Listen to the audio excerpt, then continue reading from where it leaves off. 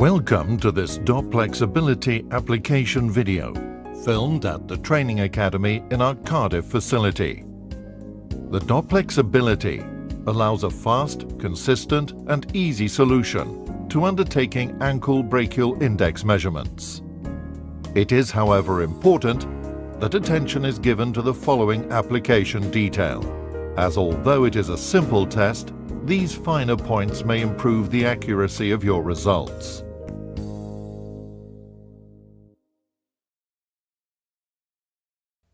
The patient must remove their shoes and thick socks. The ability will work over thin stockings or tights and thin shirts. It is also important to remove any compression hosiery. Mobile phones and other electronic devices should be placed at least 1 meter away from the ability unit to avoid any possible interference. Similar to using Doppler for ABI, it is essential that the patient lies supine, ensuring the cuffs on all 4 limbs are at an equal height from the ground and are at the same level as the heart.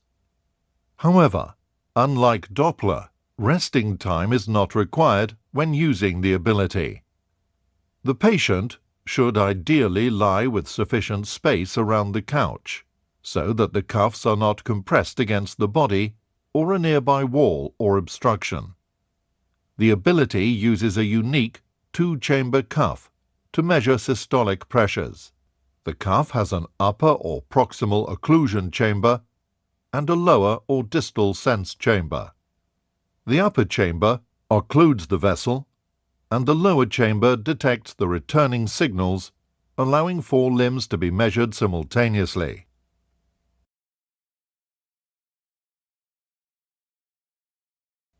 Position the arm cuff on the right arm with the upper chamber under the armpit, and ensure that the white line on the strap is located over the brachial artery. Wrap the cuff around the arm, ensuring a firm fit which is taut but not tight. Position the lower chamber just below the elbow and tighten to ensure a firm fit.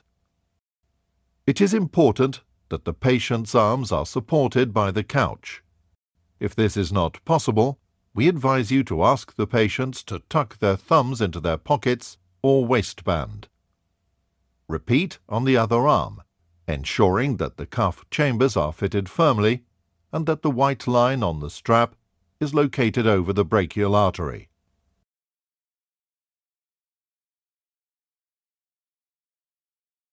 Expose the ankles and remove thick socks. Position the ankle cuff on the right leg so that the white line on the strap is over the anterior tibial artery. Wrap the lower chamber around the foot, ensuring it covers the pedal arch.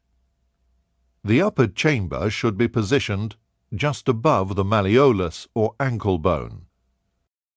When necessary, use the infection control sleeves under the cuffs. Take care not to trap any air in the sleeve when applying the cuffs. This can be achieved by sliding your hands up the sleeve. Position the ankle cuff on the leg so that the white line on the strap is over the anterior tibial artery. Tighten the lower chamber first, before tightening the upper chamber. Repeat on the other ankle, ensuring that the cuff chambers are fitted firmly and that the white line on the strap is located over the anterior tibial artery. When necessary, use the infection control sleeves under the cuffs. The patient's heels must be supported on the couch and not overhanging the end. To avoid excessive pressure on the ankle cuffs, the patient's feet should not be turned outwards. Check that all the tubes are not kinked or trapped under the patient. It is advisable to inform the patient of the procedure and to tell them that the cuffs will inflate simultaneously. It is also important to ask the patient to remain still and not to talk.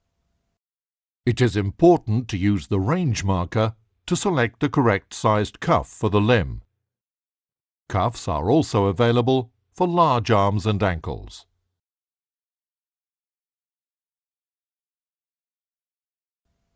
Connect the color-coded tubes to the corresponding connectors on the main unit. Press the middle button to start the test. The next screen reminds you to apply the cuffs. Press the middle button again to start the ABI test. During the short inflation and deflation process, do not touch or move the tubes or cuffs. The progress bar indicates the test sequence. Again, it is important that the patient lies still and does not talk. Should the patient talk, cough, or sneeze, it may be necessary to repeat the test. If the patient has moved, then it may be necessary to readjust the cuffs. Press the print button to obtain a printout. Remove the paper printout by tearing the paper towards the handle. Review the results and compare the ABIs with the pulse volume or PVR waveforms. If there is a discrepancy, such as an abnormal PVR with a normal ABI, then repeat the test and consider further investigation if necessary. The ability results should be reviewed in conjunction with the clinical signs, symptoms, and history of the patient. Any ABI should be part of a holistic approach to patient assessment.